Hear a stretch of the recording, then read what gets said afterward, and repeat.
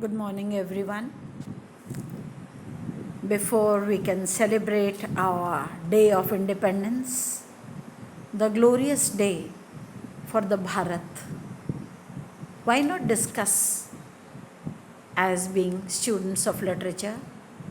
Why not discuss why at all do we read classics, and most particularly Indian classics, to acclaim ourselves as being students of English literature? That could sound a paradox slightly, because English and Indian, it is Indian classics in literature, are the spirit of India in the script of English. Let us delight in this and let us see actually why Indian classics have been made a part of our understanding of English literature. First, because we are Indians.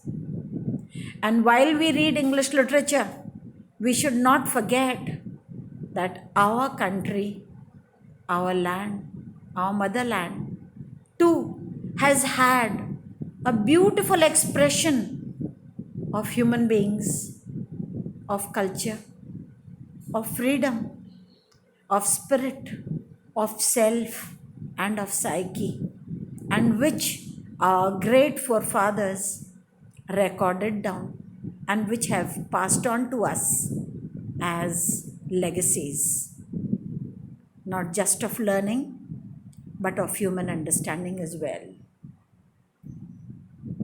Let us now try to define what is a classic.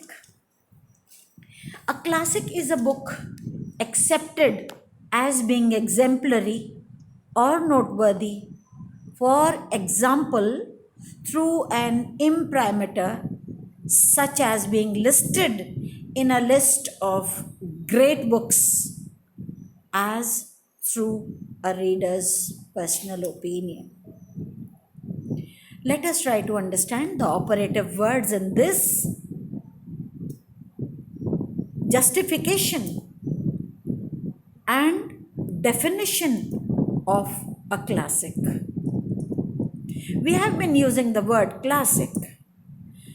Classic, whenever we use the word, we are wanting to say that it is of a very high order. There is something sublime about it. There is something of great import and of great universal acceptance which makes something a classic. So that classic, in the form of a book, is understood as exemplary, is understood as having impact, is having a singular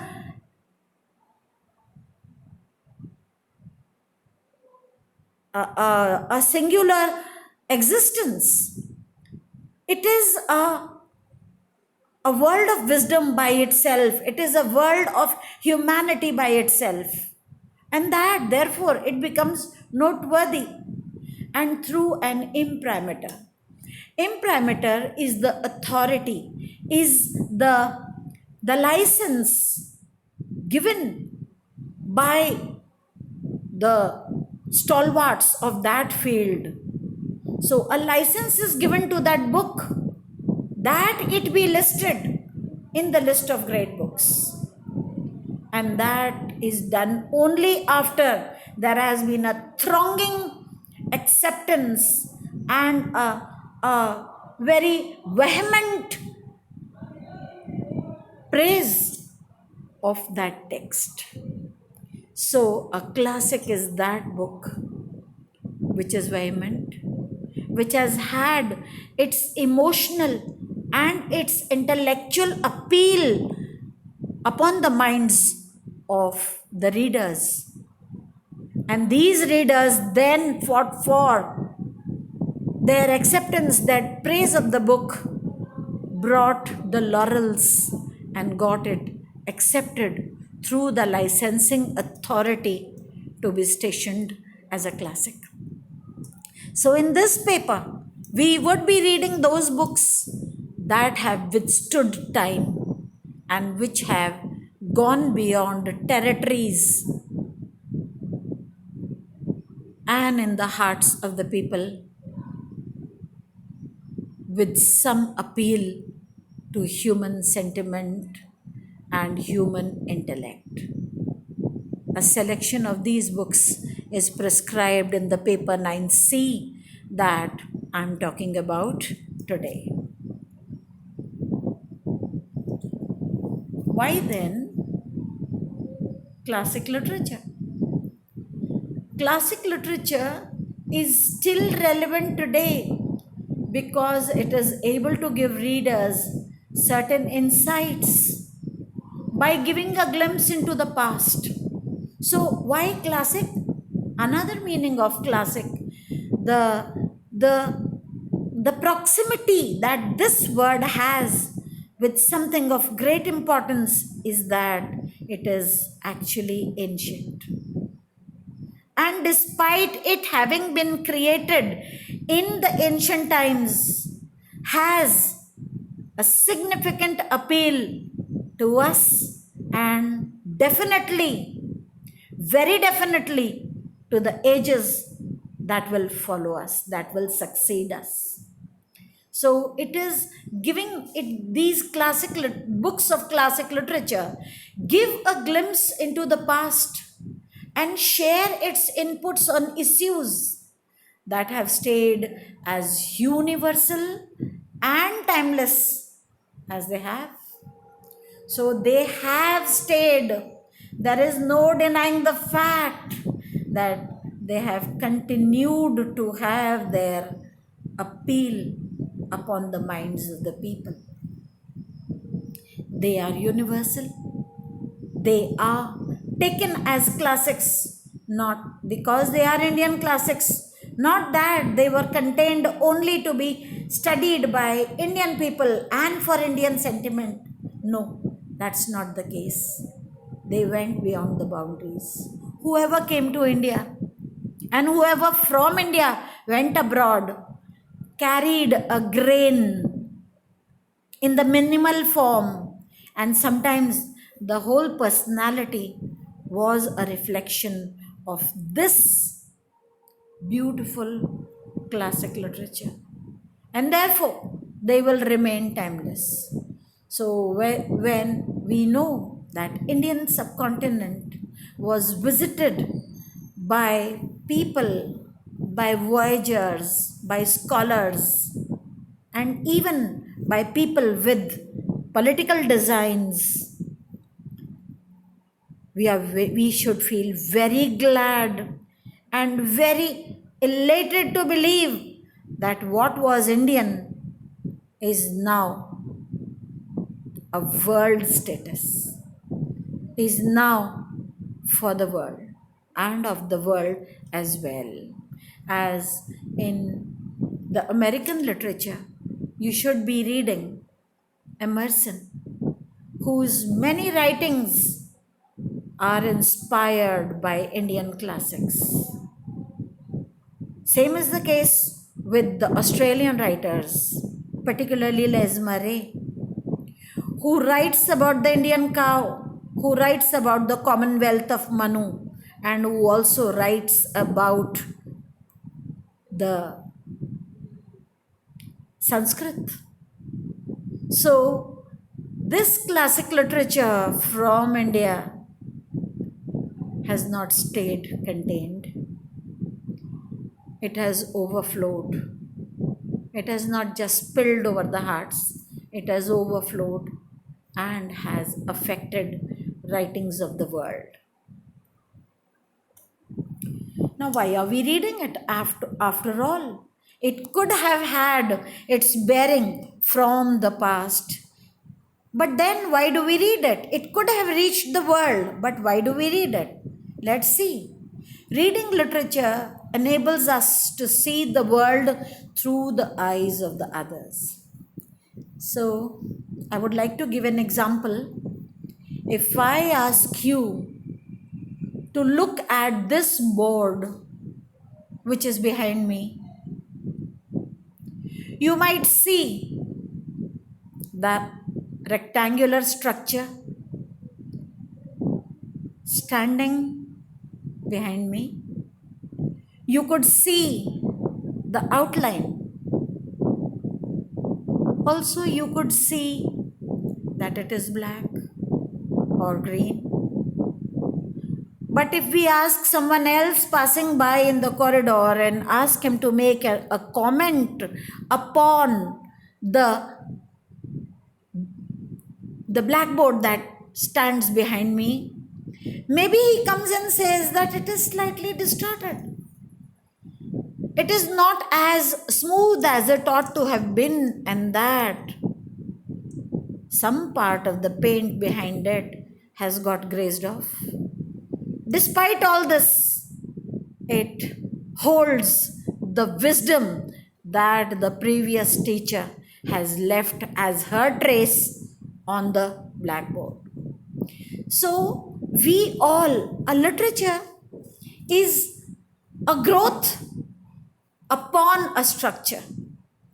There are structures that have been left behind for us only to read as stories, maybe, or to read as documents of the past, or to read as a collective psyche of that particular age. And then we ask someone else to make an observation of that. He might come up with a startling idea that we might not have had from the look of that particular thing. So when we read literature, we train our mind. We look at the world through the eyes of others. That means we have a broader perspective. We have a different perspective, if not a broader one. So that is why literature is appreciated. And let me tell you, that is how literature is constructed from the criticism one has put in for that existing piece. It trains the minds to be flexible. So, as I told you, that because it is my blackboard, I am not going to make any negative observation on it. But the one who comes in might just tell me where I am likely to be corrected. So it trains the mind to be flexible, to comprehend other points of views. I'll tell you an example that was quoted by Osho in his writings. And he talked about one Altamira caves in Europe. He was an archaeologist, and while he was excavating for the remains, the ruins of our very glorious cultures and civilizations there, he was digging deep and he was overwhelmed to see that there were beautiful remains of ancient civilizations, and that were sources enough for exhilaration. One day, his daughter insisted upon coming along with him, and which he allowed, though with much resistance. He had to allow. Children are all persuasive, and she persuaded her way through his resistance.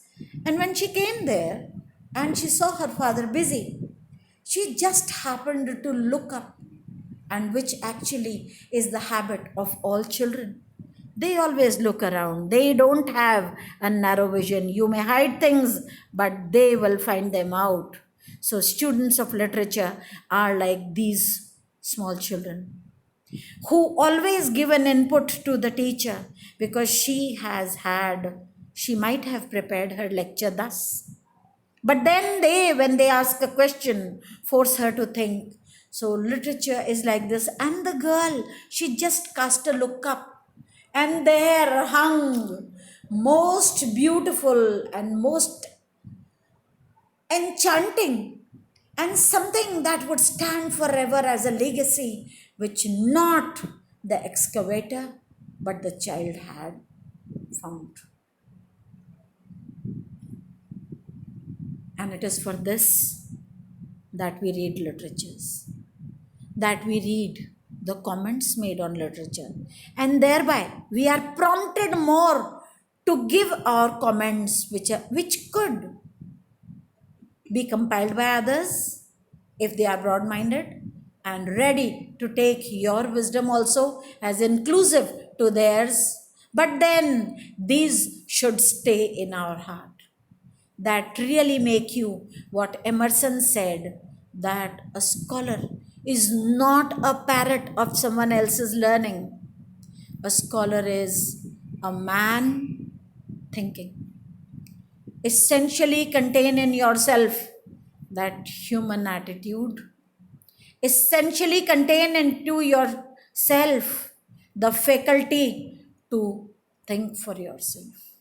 And this is what those who have thought for themselves, they were actually not thinking of us, that there would be readers to them.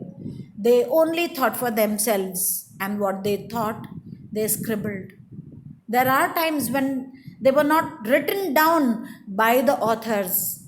They came to us as lectures recorded by someone else, as we have the father of Western criticism, Aristotle, shine out to us through the lectures recorded by his students. So we comprehend other points of view. I come back to my text.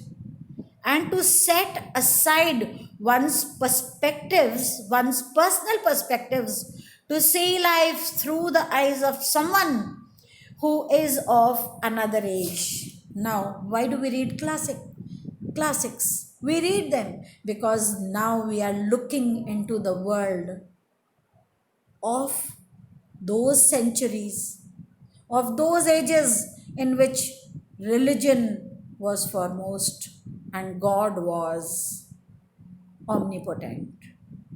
And we then classify that as the age of classics.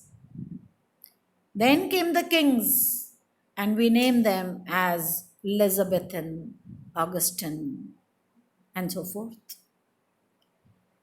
So we see the age being reflected in these classics. Why do we read that? After all, what is the significance and what is the need to read what went on in BCs and maybe even much, much before BCs in India? Why do we read that? We read this because our past will forever continue to govern the present and dictate a future. So we have the glimpse of the age, we have the glimpse of the classes, and we have the glimpse of race. This, to sum up, I would just say that we will look into the glorious documents of permanent and universal appeal, and we will see those ages with a flexible mind as to accord ourselves a delineation, a correction, or most importantly, an expansion of our thought process. Thank you.